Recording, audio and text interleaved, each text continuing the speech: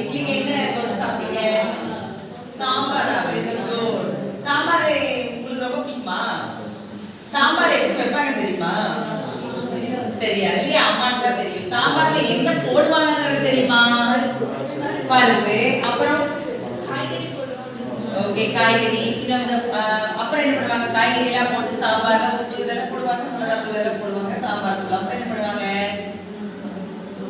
வேற ஏதாவது உங்களுக்கு சாம்பார் சாப்பிடும் போது பிடிக்காத சில ஏதாவது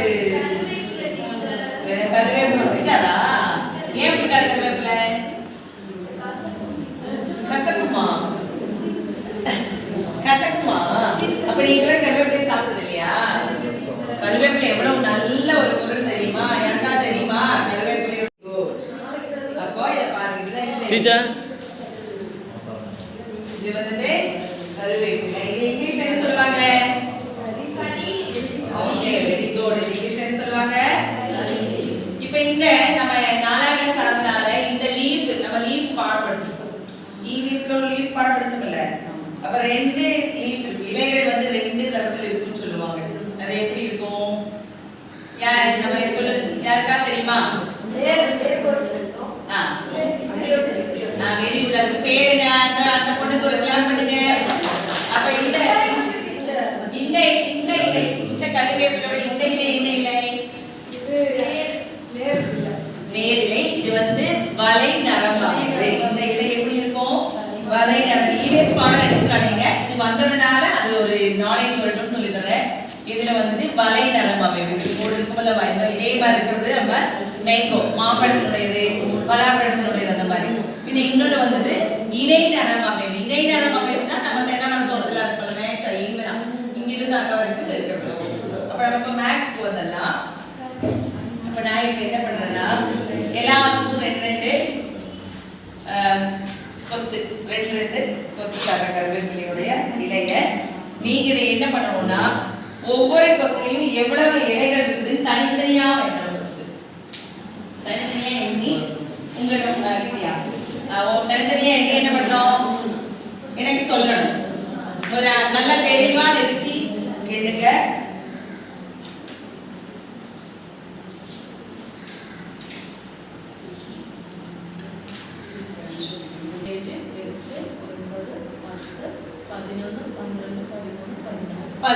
இதுல எது இருக்குன்னு சொன்னீங்க? 16. இப்ப நம்ம என்ன பண்ண போறோம்னா இது ரெண்டையும் சேர்த்து கூட்டி பார்க்கலாமா? ரெண்டையும் சேர்த்து கூட்டுங்க பார்க்கலாம். இதுல எது இருக்குன்னு சொன்னீங்க? 14. 16. அப்ப இல்லம்மா, ஃபர்ஸ்ட்ல இருந்து என்னணும்? என்னணும் ஃபர்ஸ்ட்ல இருந்து? 1 2 3 4 5 6 7 8 9 10 11 12 13 14. அடுத்தது என்ன பண்ணணும்? இந்த 14 முடிஞ்சிருக்கும். அடுத்த நம்பர்ல இங்க வரணும். 15 16 17 18 19